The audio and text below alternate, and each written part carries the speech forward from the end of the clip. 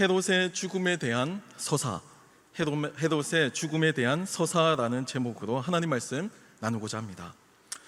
홍콩 과기대에서 경제학을 가르치고 있는 김현철 교수라고 하는 한 분이 계십니다. 근데 이 교수님의 그 이력이 굉장히 특이한데요. 이분은 연세대학교 의대를 졸업하고요, 또 미국 콜롬비아 대학교에서 경제학 박사학위를 받고 지금 현재는 홍콩 과기대의 경제학 교수로서 활동하고 있습니다. 엄친아의 전형처럼 보이지만 정작 본인인 이 김현철 교수 당사자는요, 자신의 삶을 그렇게 생각하지 않아요. 자신의 저서인 경제학이 필요한 순간이라는 이 책을 통해서 그는 자신이 그동안 걸어왔던 삶의 여정들, 그러한 모든 과정들이 자신의 힘과 자신의 능력으로 얻어낸 성취가 아니고 오히려 행운의 연속이었다라고 표현하고 있습니다. 실제로 내가 노력한 성취의 대부분은요, 주어진 것이라는 겁니다. 이걸 안 믿는 사람들은 흔히 이렇게 표현하죠. 운이라고 이야기를 해요. 세계은행 출신인 경제학자인 브랑코 밀라노비치는 이렇게 이야기를 합니다. 우리가 태어나면서부터 만나게 되는 첫 번째 운이 있다. 우리의 인생을 결정짓는 첫 번째 운이 있는데 그게 뭐냐면 어디서 태어나는가라고 하는 질문입니다. 태어나는 국가가 평생 내가 벌어들일 소득의 절반 이상을 결정지었다는 겁니다. 이게 통계의 기본적인 내용이에요. 저개발 국가에서 태어나면요, 내가 아무리 뛰어난 능력을 가지고 있어도 이 능력을 개발을 하다가 실패하거나 아니면 실제로 이 능력을 발휘해서 내가 얼마든지 더 높은 위치에 올라가더라도 실제로 성공할 가능성이 낮다라는 것이 통계를 통해서 드러났다는 겁니다. 태어나면서부터 만나는 두 번째 운은요, 부모님입니다. 이 부모님은요, 단순하게 나를 지지해주는 존재를 넘어서서요, 내가 삶을 살아가는 동안에 내 삶의 환경을 만들어주는, 그러니까 환경을 제공해주고 또한 내 유전 형질을 제공해주는 이 두 가지 요소를 제공해주는 역할을 한다고 합니다.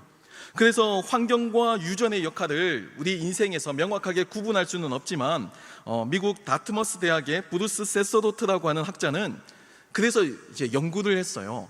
홀트 아동복지재단을 통해서 미국으로 입양된 이제 한국 아이들을 연구하면서 이제 유전이 이들의 삶에 미치는 영향을 독립적으로 파악한 겁니다. 친자녀는요, 부모로부터 안정적인 가정 환경을 제공받죠. 그러니까 어찌되었든 후천적인 경험을 통해서 내가 더 개발될 수 있는 가능성이 높은 겁니다. 그리고 또한 유전의 영향도 모두 받지만 입양된 자녀 같은 경우는요, 양부모로부터 가정 환경만을 제공받잖아요. 유전 형질은 친부모에게 이제 제공을 받고 태어나는 겁니다. 이 점을 활용해서 이 세서도트는 유전만이 끼치는 이 영향을 통해 우리의 삶에 어떤 결과를 야기할 수 있는가, 이것을 연구했습니다. 그리고 그 결과 내용이 유전 형질이, 그러니까 유전이 인간의 삶에서 끼치는 영향이 소득으로만 따지면 약 3분의 1을 결정짓는다라고 결론을 내렸습니다.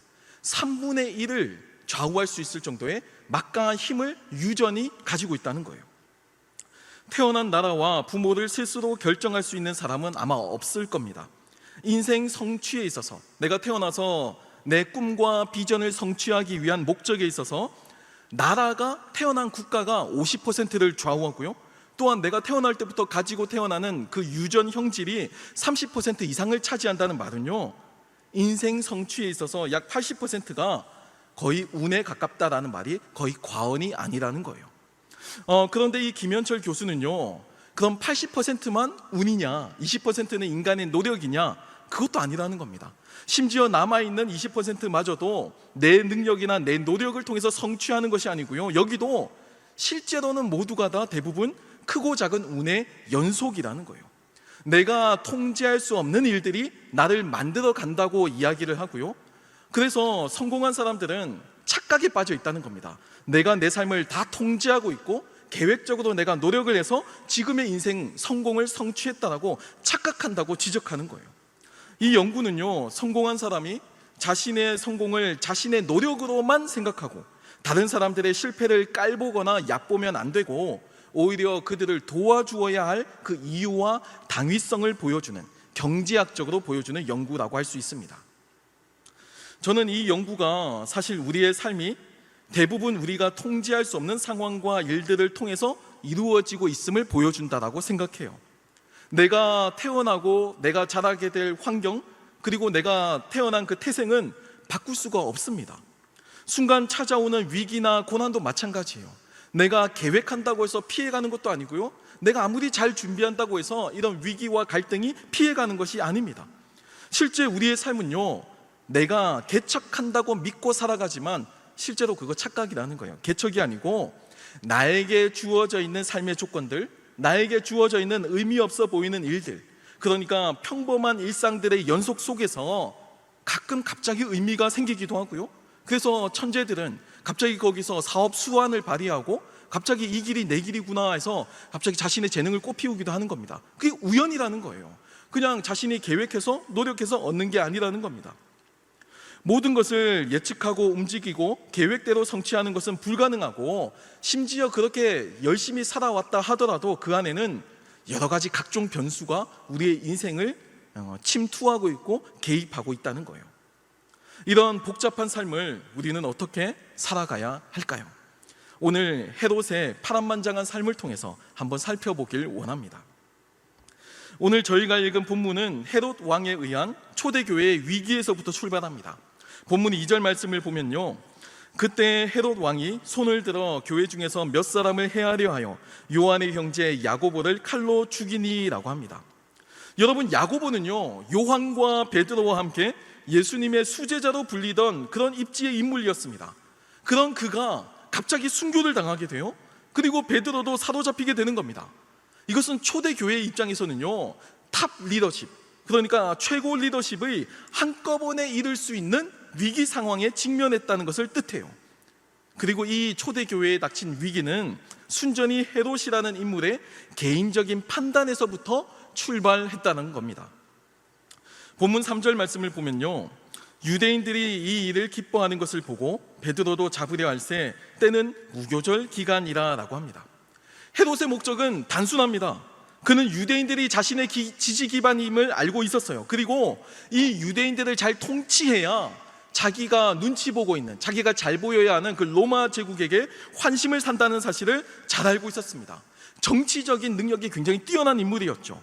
야고보를 죽이자 유대인들이 열광하는 겁니다. 자신의 지지율이 점점 올라가기 시작해요. 야, 이렇게 되면 내가 완전하게 팔레스타인을 독립적으로 지배할 수 있는 권한까지도 로마 제국으로부터 받을 수 있겠구나. 대권에 대한 야망과 꿈을 키워가기 시작합니다. 그래서 유대인들이 원하는 것이 무엇인지를 본능적으로 직감하고요, 심지어 이 초대교회의 지도자인 베드로도 잡아서 자신의 인기를 더 끌어올리는 방법을 선택해요. 정치적인 감각이 뛰어난 거죠. 하지만 그 결과 초대교회는 위기를 마주합니다. 헤롯이라는 한 사람의 인물이 정치적인 감각이 뛰어났다라는 이유, 이거 우연인 거죠. 이거 초대교회가 통제할 수 없는 겁니다. 이 일 때문에 초대교회는 야고보 사도를 잃었고요, 베드로가 투옥되는 절체절명의 위기를 겪게 되었다는 겁니다. 하지만 세상 만사가 이렇게 다 우연처럼, 운에 따라서 이렇게 흘러가는 것은 아니죠. 오늘 성경은 놀라운 기적을 표현하고 있습니다. 천사가 나타나서 옥에 갇힌 베드로를 탈출시키는 거예요. 그 탈출에 대한 내용이 얼마나 드라마틱한지, 실제로 사람들이 이제 탈출한 베드로가 문을 두드리고 있는데도 불구하고 지금 이 현실을 믿고 싶어 하지 않는 거예요. 현실을 부정하고 있을 정도입니다. 오늘 본문 12절 말씀을 보면요, 깨닫고 마가라 하는 요한의 어머니 마리아의 집에 가니 여러 사람이 거기에 모여 기도하고 있더라 라고 기록하고 있죠. 탈출한 베드로를 맞이하는 이 성도들이 놀고 있거나 자고 있거나 허랑방탕하게 시간 보내고 있는 것이 아니고 기도하고 있었다는 겁니다. 그 언제보다도 맑고 그리고 집중적으로 성령 충만하게 깨어있는 상태였다라는 거예요. 하지만 그럼에도 불구하고 이들은 베드로가 문을 두드리고, 심지어 로데라고 하는 여자아이가 내가 베드로의 음성을 들었다라고 증언했음에도 이 말을 믿지 않습니다. 심지어 16절에는 이렇게까지 표현하고 있어요. 베드로가 문 두드리기를 그치지 아니하니 그들이 문을 열어 베드로를 보고 놀라는지라 라고 표현하고 있죠. 그만큼 이 사건은 믿을 수 없는 일, 확률적으로 불가능한 일, 소위 말하는 기적의 사건이었습니다. 여러분, 누가가 묘사하고 있는 이 베드로의 탈옥의 이야기를 보면 얼마나 초대교회가 예상하지 못한, 통제하지 못한 일을 경험하고 있고, 또 베드로의 탈출 역시도, 베드로 자신 역시도 이 사실을 예상하지 못하고 자신이 구원받을지 탈출을 하게 될지 전혀 예상하지 못했음을 있는 그대로 보여주고 있습니다. 모두가 다 낯설어하고요, 당황스러워해요. 예측하지 못한 일들의 연속이기 때문이에요. 이 상황은 사실 예수님의 부활 사건에 대한 기록과도 굉장히 닮아 있습니다. 빈 무덤과 같이 본문은요, 빈 감옥을 보여주고 있죠. 또 부활하신 주님을 믿지 않는 사람들과 같이 오늘 마리아의 집에서 기도하고 있는 이 사람들도 막상 탈출해서 문 밖에서 문을 두드리고 있는 이 베드로의 존재를 믿지 않았어요. 믿을 수가 없었던 거예요. 더군다나 부활하신 주님의 첫 목격자가 여성들이었죠. 오늘도 베드로를 처음 알아본 사람도 여자아이 로데였습니다. 이만큼 이 사건이 닮아 있다라는 거예요. 이 말은 그만큼 불가능한 일이 일어났음을 보여줍니다. 문을 두드리고 있는 베드로를 세워두고 안에서는요, 이 여자아이 로데와 함께 네가 미쳤다라고 이야기하거나, 아니면 네가 들은 말이 진짜 베드로가 아니고 그의 천사다라고 옥신각신하고 있는 모습은요, 사실 지금 전시 상황에 준하는 상태로 섣불리 문을 열어주면 다 체포될 수 있는 위기의 순간이었음을 보여줍니다.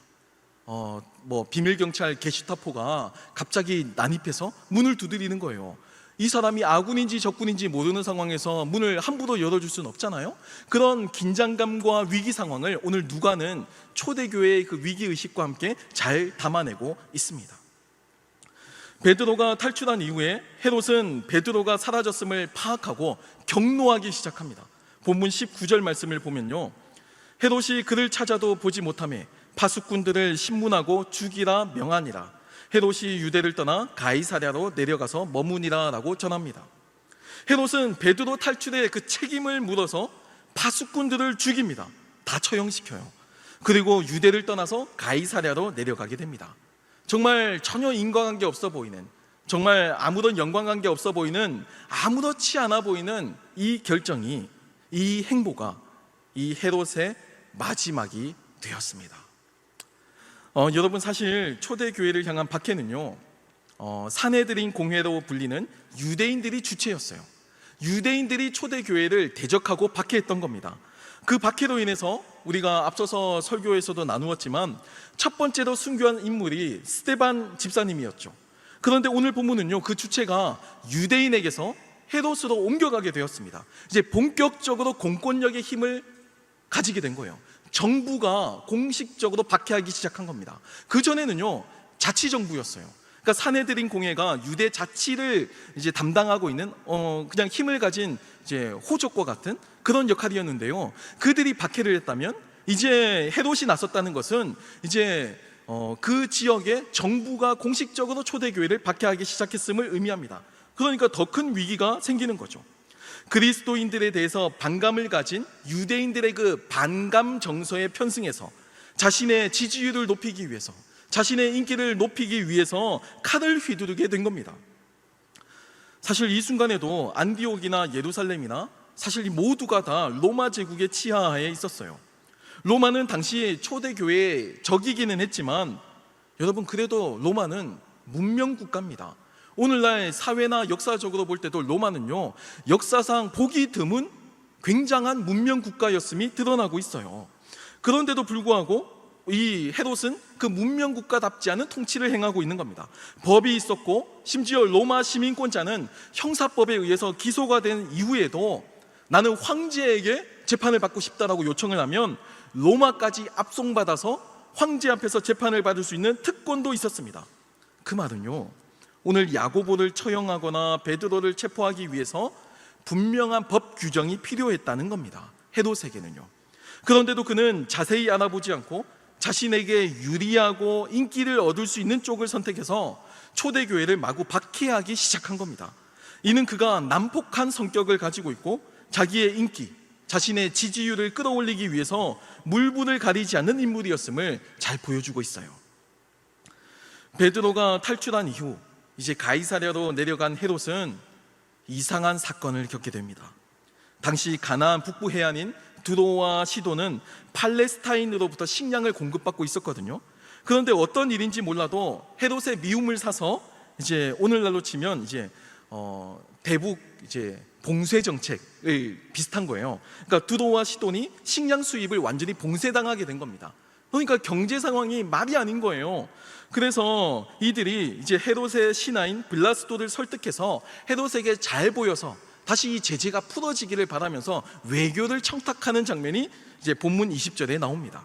제가 읽어드릴게요.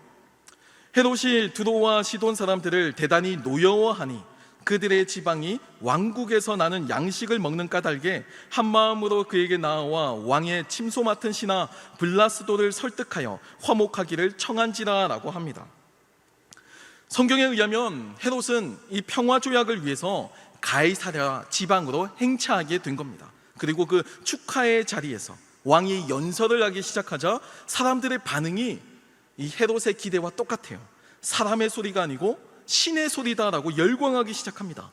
그리고 자신을 향한 이 사람들의 열광에 도취되어 있을 때 이 하나님의 사자가 그를 쳐서 죽게 됩니다. 헤롯의 입장에서는 전혀 생각지도 못했던 자신의 인생의 결말이 닥치게 된 거예요. 흥미로운 건 이 헤롯의 죽음에 대해서 당시 역사가였던 요세푸스도 기록하고 있다는 사실입니다. 그는 이제 요세푸스의 기록에 따르면 헤롯은 은실로 짠 옷을 입고 태양을 등지고 있었다고 합니다. 그러니까 은실로 짰으니까 얼마나 반짝거리겠어요? 태양의 그 지중해 태양의 이 반사된 모습이 마치 사람들에게는 이 헤롯이 신의 현현, 신의 아들, 신의 모습으로 나타났다라는 겁니다. 그래서 사람들은 헤롯을 떠받들고요, 평화 조약을 맺고 또 두로와 시돈을 향한 식량 봉쇄 정책을 해결해준 메시아로서 찬양하고 있는 그 순간에 요세푸스는 헤롯의 머리에 올빼미가 앉아 있는 것을 보았고 그 순간 헤롯이 심장에 극심한 통증을 느끼고 쓰러졌다라고 기록해요. 그리고 이 왕은 5일간 복부 통증에 시달리다가 사망했다라고 자세히 기록합니다. 그러니까 오늘 본문의 누가의 기록과 거의 유사하죠. 이것이 야심만만한 헤롯의 비참한 최후였습니다. 가장 영광스러운 순간에서 자신이 꿈꾸던 사람들이 자신을 신으로 떠받들어주는 그 영광스러운 자리에서 가장 비참한 죽음을 맞이하게 된 거예요. 여기까지가 오늘 저희가 읽은 본문 사도행전의 내용입니다. 특히 헤롯의 죽음은요, 일반 역사가인 요세푸스의 기록에도 남아있을 정도로 객관적인 사실이었고요, 또 오늘 본문은 그 역사적인 기록과 겹친다는 점에서 이 베드로의 탈출과 초대교회의 역사가 팩트다, 실제라는 것을 더 분명하게 보여주고 있습니다. 그런데 중요한 건요, 이 요세푸스의 기록에는 한 가지가 빠져 있습니다. 그게 뭐냐면요, 헤롯의 이 죽음에 대한 사연은 자세하게 기록하고 있지만 이 헤롯의 죽음의 이유를 기록하고 있지 않는다는 거예요. 헤롯이 왜 죽게 되었는지에 대한 기록이 빠져 있습니다. 하지만 성경은요, 누가는 이 사실을 분명하게 기록하고 있어요. 본문 23절을 보면요, 헤롯이 영광을 하나님께로 돌리지 아니하므로 주의 사자가 곧 친히 벌레에게 먹혀 죽으니라 라고 기록합니다. 그러니까 누가의 판단은요, 이 헤롯은 그냥 죽음을 당한 것이 아니고 우연히 죽음을 당하게 된 것이 아니고 운이 나빠서 죽게 된 것이 아니고 주의 사자가 분명하게 쳤다라고 기록하고 있는 겁니다. 제가 앞서서 인간은 태어나면서 80% 이상이 운이고 또 내가 통제할 수 없는 일을 실제로는 내가 통제하고 있다라고 착각하며 살아간다고 이제 말씀을 전했습니다. 헤롯도 태어나면서부터 헤롯 대왕의 손자로 태어나서 어린 나이에 로마로 유학을 갔어요. 그리고 훗날 로마 제국의 황제가 되는 칼리굴라와 친분을 맺기도 합니다. 열심히 자신의 자리에서 자신의 커리어를 준비한 거예요. 실제로 이 헤롯이 좀 정치적인 역량이 뛰어났어요. 그래서 그의 매형과 누나를 정치적인 공격을 통해서 추방하고 자신의 영토를 더 확장시키기도 했습니다. 아등바등거리면서 열심히 자신의 야망을 향해 달려간 인물이 헤롯이었어요. 태어나면서부터 많은 것을 가진 헤롯은 이 모든 것이 내가 일구어낸, 내가 성취해낸 것이라고 생각하고 모든 영광을 자신에게 돌리며 자아도취에 빠졌습니다. 바로 이게 오늘 본문이 묘사하는 헤롯의 모습이에요. 앞서 김현철 교수의 표현과도 같이 성공한 사람들이 흔히 하는 착각, 내가 이룬 성공은 내 노력의 결과물이다라고 하는 착각에 오늘 이 본문의 헤롯도 똑같이 빠져 있는 겁니다. 사람들이 나를 신의 소리였다라고 열광하고 떠받들어주는 이것이 철저하게 자신의 노력과 자신의 성취의 결과물이다라고 착각에 빠져 살고 있었다라는 거예요.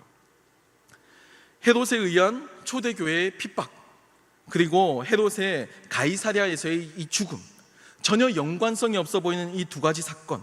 하지만 누가는 이것을 신학적으로 재해석하면서 이 두 가지 사건들 뒤에 하나님이 계심을 보여줍니다. 내가 생각지도 않았던 일이 나를 옥죄는 결정적인 빌미가 되기도 한 거예요. 주의 사자는 위기에 처한 베드로는 구해주죠. 하지만 이 주의 사자는 가장 영광스럽다고 생각하는 순간 헤롯을 그 순간 쳐서 그를 죽게 만듭니다. 여러분, 이건 인간이 통제할 수 없는 거예요. 우연적인 일입니다. 돌발적인 사건이에요. 사람이 준비한다고 해서 피할 수 없는 거예요. 한 사람은 죽음의 순간에서 구원을 받고요, 또 한 사람은 영광스러운 순간에서 추락해서 비참하게 최후를 맞이합니다. 그리고 이 모든 일은 하나님께서 하시는 일이다라고 성경은 우리에게 분명하게 말씀하고 계시죠. 지금 고인이 된 스티브 잡스라고 하는 이제 애플의 창업주가 있죠. 그의 유명한 스탠퍼드 대학교 졸업식 연설에서 인상 깊은 말을 그는 남겼습니다. 그가 한 말을 제가 소개해드리면, 현재를 사는 우리는 미래를 내다볼 수 없다는 거예요.